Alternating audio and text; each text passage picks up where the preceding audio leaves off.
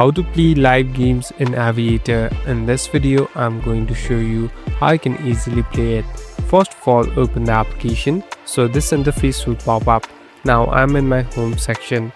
Here on the right bottom, there's a section called Live Games. Simply tap on Live Games. So this is the place where you can find different categories and subcategories of your gameplay.